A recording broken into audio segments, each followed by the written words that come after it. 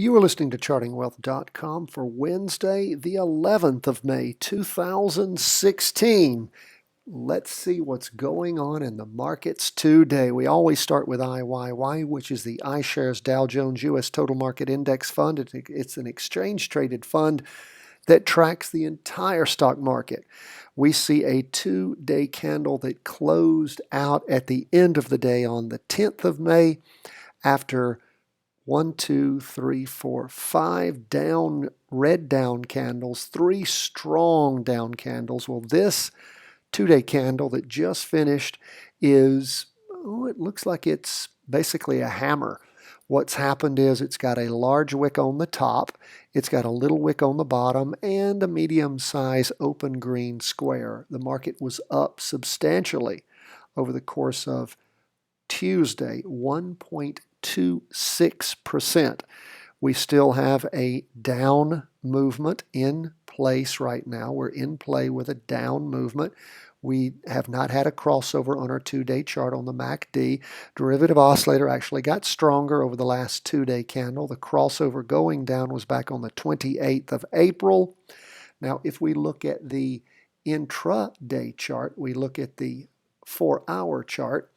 Our charts are moving very slow. I apologize. I am traveling and I do not have the best of web connections, but our intraday chart shows us that we had a crossover in the morning going up. So what's happening? We're waiting for the rollback and to see if the rollback is going to be temporary and then the short chart will roll back over. It did push through our two-day trend line. Will it pull back over and allow us to find an entry point on a down play? We will just have to see. But the movement today, strong up overall in the marketplace.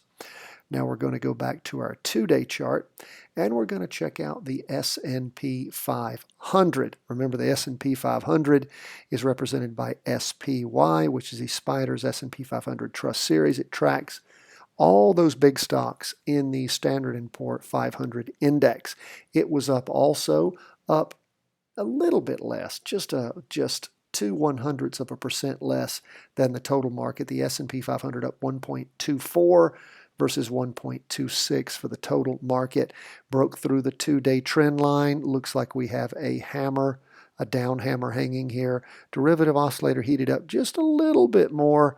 And again, we do have the MACD and the signal line a little closer together, but we do not have any kind of crossover yet.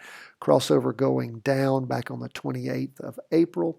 If we transition over to our 4-hour chart, we will see that the S&P 500 crossed over in the morning of the 10th. So it crossed over on Tuesday morning after 3 prior up candles pushed through the two-day trend line in the morning and is continuing to move up. Hopefully this is the rollback and we'll have a turnover back down and a good entry point. We haven't seen that yet. We are waiting. We are hopeful. We'll go now over to the Qs. QQQ. What is that? Well, that is the NASDAQ 100.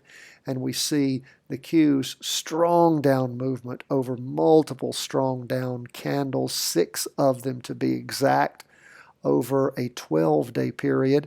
And then the candle that ended up the day again, not as much of a hammer as the others, but a lot of up movement, a little bit of a down movement wick. And the candle itself is a medium-sized candle, broke through the two, actually opened. We're seeing that it's above the two-day trend line throughout all of its movement throughout the course of the day. Derivative oscillator did lose some of its energy up, unlike the other two indexes that we've looked at. And we still have a separation between the MACD and the signal line, so we're still in a confirmed downtrend. Maybe this is the tick back that we were looking for.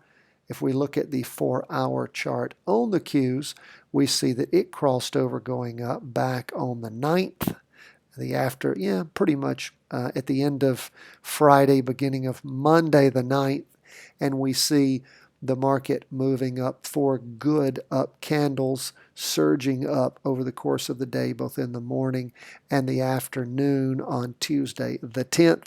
waiting to see if indeed we're going to have a rollback and potential a down movement to parallel that down movement in the 2-day chart on the NASDAQ 100 as represented by QQQ. Now lastly, we have gold. And for the record, the Qs was actually up 1.37%, so it was the highest climbing index for the day. Now when we go to gold, what do we see? Gold up 0.27%. Our 2-day chart shows us that it crossed over originally going up back on the 2nd of May. Really just slid sideways and now has started to slide down. Don't have a crossover going down yet. We shall see what we shall see. Derivative oscillator lost some speed. The MACD and the signal line are getting closer together. If we look at what we see during the course of the 4-hour or intra-day chart, gold is going to show us big down move in the morning, followed by a bit of a spinning top, an up move in the afternoon after 2 big down candles on the prior day on Monday the 9th. We're below that 2-day trend line at this point. So we will continue to monitor these. Hopefully we're going to see the markets roll back over. You might say, wait a minute, why would you want the markets to go down, particularly the Qs and the S&P 500? Because, my friends, there are trades in inverse funds. When you finish listening to this podcast, I want you to look up QID.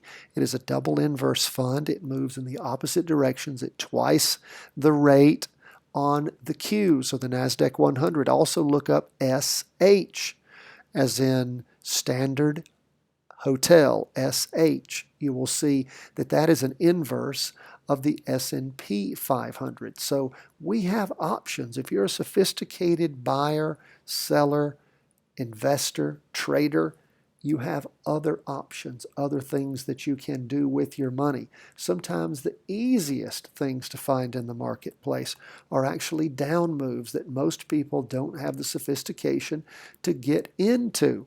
So I want you to start practicing those types of trades. Now, we appreciate you being with us over the course of each day that the market is open. If you have questions, concerns, problems, we're here to answer them. Please go to chartingwealth.com, sign up for our daily newsletter, which is the podcast that we send out. If you really want to help us out, go to iTunes, subscribe, or at least go to iTunes and give us a 5-star rating. You can give us a high rating also on YouTube. We have a YouTube channel, Charting Wealth, also a Facebook page and Twitter. We love to hear from you. Thank you so much for being with us. Let us know what we can do for you. All the best from chartingwealth.com.